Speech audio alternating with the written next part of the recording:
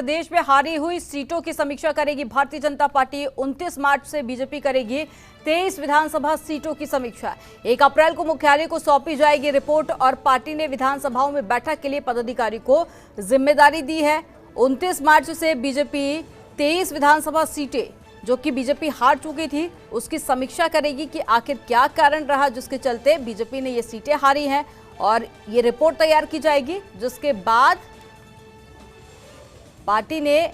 विधानसभाओं में बैठक के लिए पदाधिकारियों को इसकी जिम्मेदारी भी सौंपी है और साथ ही जो रिपोर्ट तैयार की जाएगी वो मुख्यालय को सौंपी जाएगी। तो प्रदेश में हारी हुई सीटों की समीक्षा की तैयारी भारतीय जनता पार्टी कर रही है। और ज्यादा जानकारी के साथ में संवाददाता अजय पांडे जुड़े हुए हैं। अजय, 23 विधानसभा सीटें भारतीय जनता पार्टी उत्तराखंड में हारी थी जिसको लेकर अब समीक्षा की जाएगी, क्या ज्यादा जानकारी? देखिए, विधानसभा चुनाव के दौरान बीजेपी ने काफी अच्छा प्रदर्शन किया है और चूंकि 23 ऐसी सीटें रही हैं जहां पर दूसरे दलों के लोगों ने कब्जा किया है। 2 सीटें बसपा को मिली हैं और 2 सीटें निर्दलीय प्रत्याशियों ने जीत हासिल की है वहां पर, और बाकी 19 सीटें ऐसी रही हैं जहां पर कांग्रेस को जीत मिली है। तो अब बीजेपी ने ये तय किया है कि सभी जो सीटें हारे गए हैं उन सारे सीटों पर मंथन किया जाएगा कि आखिर क्या कारण रहे, वहां पर प्रदर्शन उतना अच्छा नहीं हो पाया है, और इसके लिए बीजेपी ने अपने प्रभारियों की नियुक्ति की है। वो वहां पर जाएंगे, विधानसभावार वहां पर बैठक करेंगे, पार्टी पदाधिकारियों के साथ समीक्षा करेंगे और हार के कारणों पर मंथन करेंगे कि आखिर वहां पर पार्टी क्यों हारी है, क्या कारण रहे, क्या अपनी बातें जो बताते रहे हैं अन्य जगहों पर जाकर के केंद्र सरकार की योजनाओं के बारे में, राज्य सरकार की योजनाओं के बारे में, विकास की बातों को लेकर,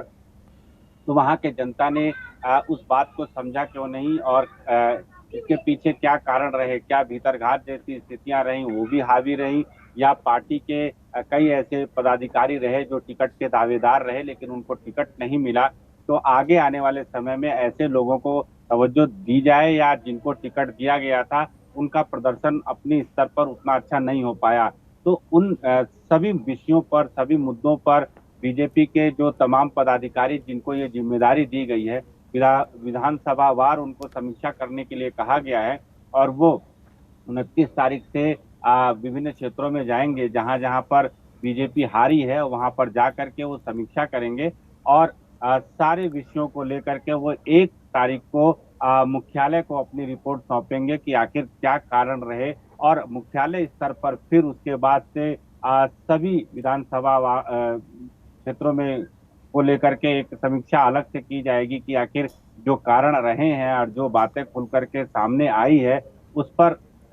विशेष तौर पर हाईकमान को ये बताया जाएगा कि इस वजह से पार्टी हारी है। क्योंकि प्रदेश मुख्यालय में प्रदेश पदाधिकारियों को ये जानकारी मिल जाएगी जिन्होंने ये तमाम जिम्मेदारियां बाकी के अन्य पदाधिकारियों को सौंपी है। जब वो अपनी रिपोर्ट यहाँ प्रदेश मुख्यालय में सौंपेंगे तो यहाँ से फिर एक और रिपोर्ट तैयार की जाएगी और हाईकमान को ये रिपोर्ट दी जाएगी कि आखिर हार के कारण क्या रहे, और उन सीटों पर विशेष फोकस करने की जरूरत है ताकि अगले चुनाव के दौरान, चाहे लोकसभा का चुनाव हो चाहे फिर अगला विधानसभा 5 साल के बाद जब आएगा, तो वहां पर जनता को कैसे अपने पक्ष में किया जाए, कौन कौन से ऐसे कारण रहे, कौन कौन से ऐसे विषय रहे जिन पर अब नए सिरे से फोकस करने की जरूरत है ताकि उत्तराखंड में बीजेपी और ज्यादा मजबूत हो सके। क्योंकि भारी भरकम बहुमत के साथ उत्तराखंड में बीजेपी की एक नई सरकार बनी है और इस सरकार से भी जनता को काफी उम्मीदें हैं, जिस तरह से पिछली सरकार से तमाम उम्मीदें रही है, और जनता ने ये पहला ऐसा मौका रहा कि लगातार दूसरी बार एक ही पार्टी की सरकार बनवाई हो। तमाम उम्मीदों, तमाम बातों को लेकर के अब आगे बढ़ना है बीजेपी के नेताओं को, और यही वजह है कि उन्होंने एक बार फिर से मंथन करने का फैसला किया है। उन सभी सीटों पर विशेष तौर पर फोकस किया जाएगा जिन पर बीजेपी हारी है। जिन सीटों पर बीजेपी की जीत हुई है उन पर भी इस बात को लेकर के आने वाले दिनों में बातचीत की जाएगी कि जीते हैं तो क्या मार्जिन कम रहा है और ज्यादा मार्जिन कैसे हो सकता था,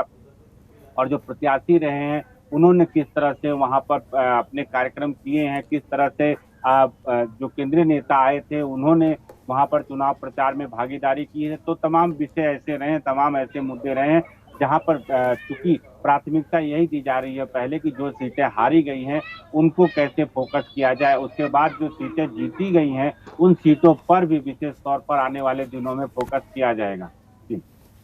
वाकई में अजय, और देखना ये भी काफी ज्यादा अहम हो जाता है कि रिपोर्ट आने के बाद में क्या कुछ सुधार किए जाते हैं, क्योंकि ज्यादातर जनता से जुड़े मुद्दे रहे जिसके चलते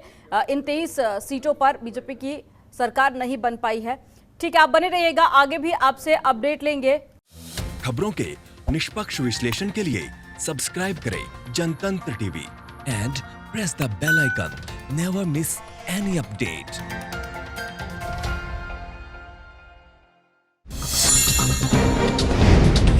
डाउनलोड कीजिए जनतंत्र टीवी ऐप को, जो कि अवेलेबल है गूगल प्ले और ऐप स्टोर पर। अधिक जानकारी के लिए अभी डाउनलोड करें।